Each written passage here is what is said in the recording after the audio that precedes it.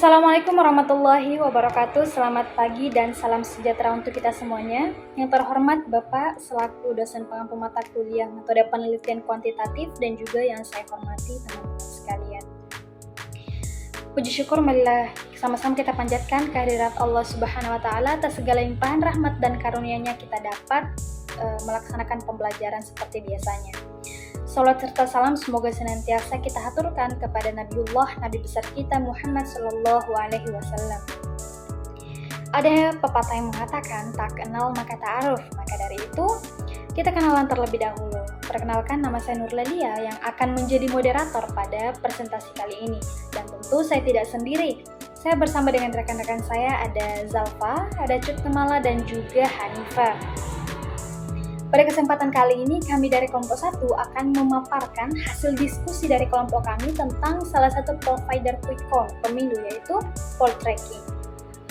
Seperti yang kita tahu, kalau kemarin kita bersama-sama telah menyaksikan pemilihan umum atau pemilu yang dilaksanakan pada hari Rabu, bulan 2, 2024. Nah, hasil quick count versi lembaga polling ternyata tidak jauh berbeda dengan hasil real count yang telah dirilis oleh Komisi Pemilihan Umum atau KPU. Namun, sebenarnya apa sih yang dimaksud dengan quick count itu? Nah, jadi quick count adalah metode estimasi cepat hasil pemilihan umum atau pemilihan lainnya. Nah, metode ini dilakukan dengan mengumpulkan dan menghitung sejumlah kecil suara dari sejumlah pemungutan suara. Biasanya dihitung dari beberapa TPS atau tempat pemungutan suara untuk memprediksi hasil secara keseluruhan. Nah, quick count biasanya dilakukan oleh lembaga survei atau kelompok masyarakat sipil dan bertujuan untuk memberikan hasil perkiraan sementara sebelum hasil resmi diumumkan oleh lembaga pemilihan resmi. Nah, metode ini dapat memberikan indikasi awal tentang arah hasil pemilihan dan sering digunakan untuk mengawasi keabsahan pemilu. Nah, untuk penjelasan lebih lanjut, marilah kita simak dengan seksama penjelasan dari teman-teman kelompok 1. Oleh presentator pertama, saya persilakan. Saya akan menjelaskan pengertian dari poll tracking. Poll tracking adalah lembaga survei resmi yang terdaftar di Komisi Pemilihan Umum atau KPU yang melakukan perhitungan suara secara cepat dengan menggunakan teknologi informasi. Mereka mengambil data sampel atau quick count pemilu dengan metodologi yang cepat dan tepat waktu. Poll Tracking Indonesia menyediakan layanan perhitungan cepat pemilu yang disajikan dengan cepat dan tepat. Data hitung cepat poll tracking diambil dari TPS yang menjadi sampel. Dengan metodologi yang tepat, hasil perhitungan suara dapat diketahui secara akurat.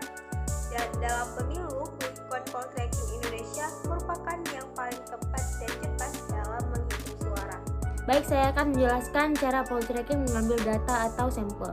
Poll tracking mengambil data atau sampel quick count pemilu secara lengkap dengan menerjunkan enumerator atau penghimpun data di tempat pemungutan suara TPS yang tersebar di seluruh Indonesia. Dalam Pilpres 2024, poll tracking telah melakukan perhitungan cepat dengan data yang diambil dari 3.000 TPS yang tersebar di seluruh wilayah Indonesia.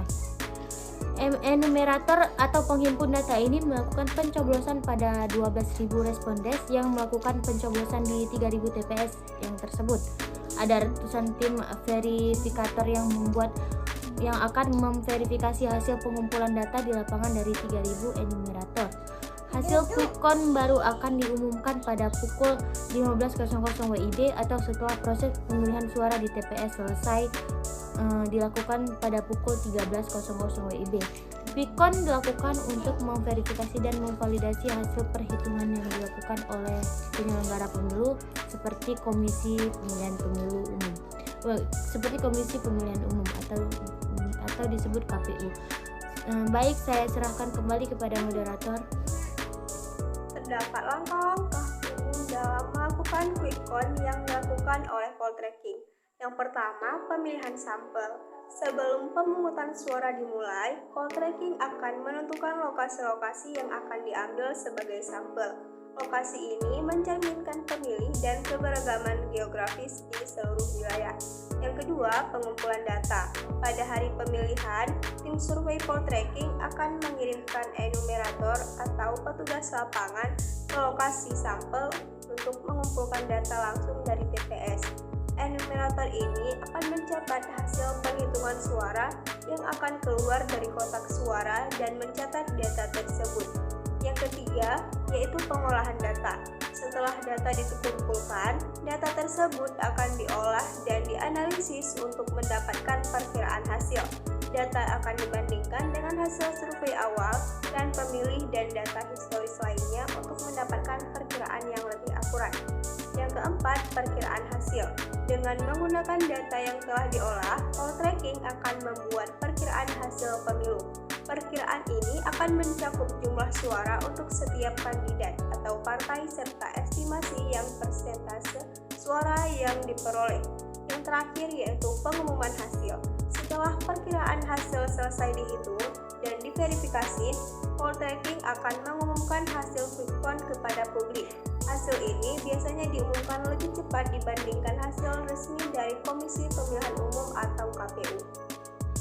Baik, terima kasih atas penjelasannya.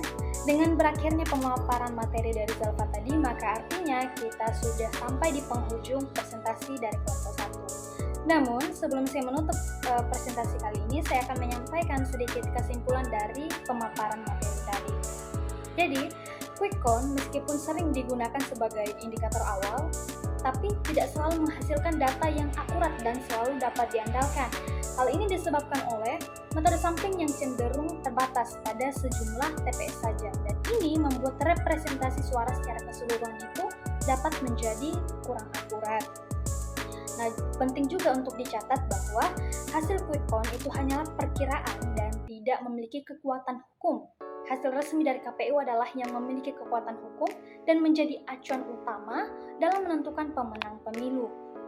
Metode quick count oleh Poltreking dan lembaga survei lainnya itu dirancang dengan hati-hati untuk meminimalkan kesalahan dan juga bias, namun tidak menjamin hasil yang akurat secara 100%.